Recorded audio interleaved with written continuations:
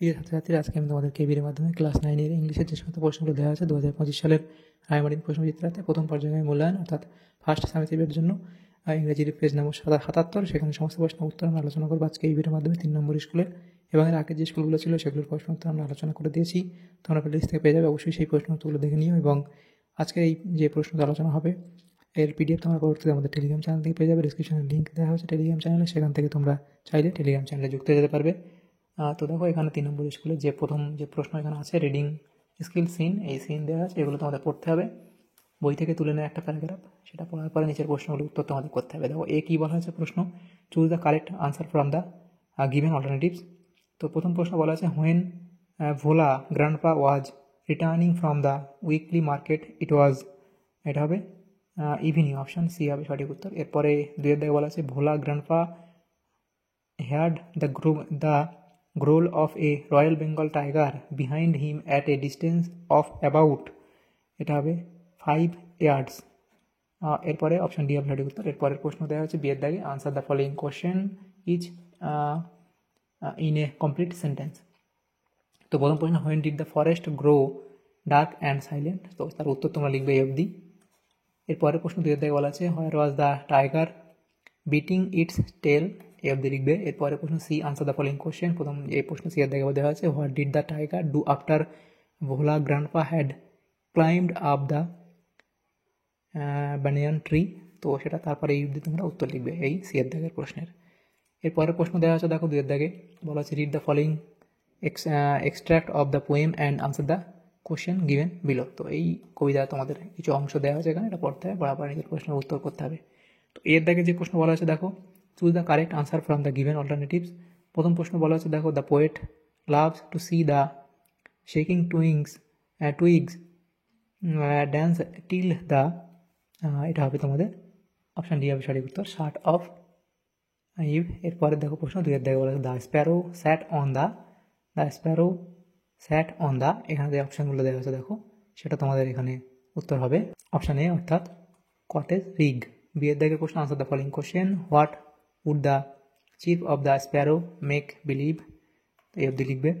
এরপরের যে প্রশ্ন এখানে দেখা আছে দেখো, সেটা রিডিং স্কিলস আনসিন, এটা তোমাদের পড়তে হবে। 3 নম্বরটা দেখো, read the passage carefully and answer the following question. প্রথম প্রশ্ন, choose the correct answer from the given alternatives. প্রথম প্রশ্ন, Alfred Nobel was a scientist. এরপরে প্রশ্ন, Alfred Nobel was educated in, এটা হবে রাশিয়া, অপশান সি।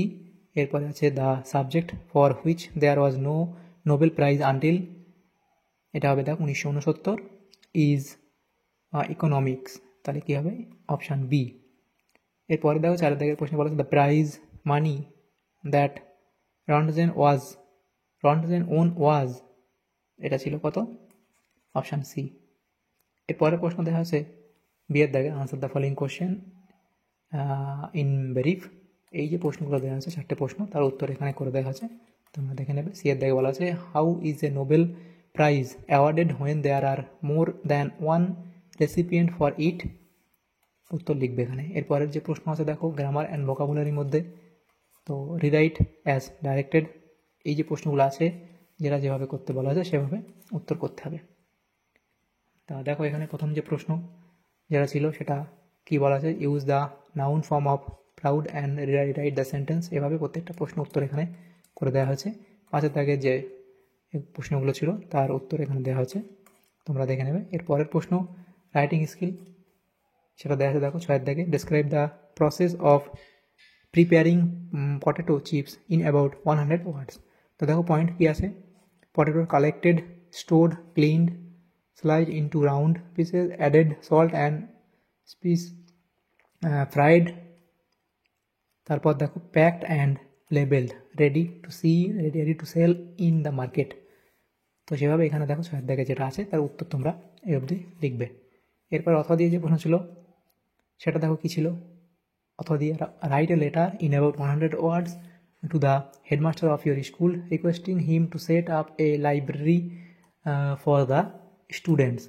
তাহলে দেখো, you are the representative of your class, তো এটা তোমাদের লিখতে হবে। আনসার দেখো এভাবে তোমরা শুরু করবে, অ্যাড্রেস তোমরা দেবে, হেডমাস্টারকে চিঠিতে লিখতে হবে, হেডমাস্টারকে অ্যাড্রেস করে এবং স্কুলের নাম, তারপর অ্যাড্রেস দেবে, তারপর সাবজেক্ট লিখবে কি request for setting up a library for students, এভাবে লিখবে রেসপেক্টেড স্যার বলে শুরু করে, এখানে লাস্টে থ্যাংক ইউ এবং ইয়োর সিনসিয়ারলি নাম, ক্লাস এবং সেকশন, তোমার যে সেকশন সেটা লিখবে।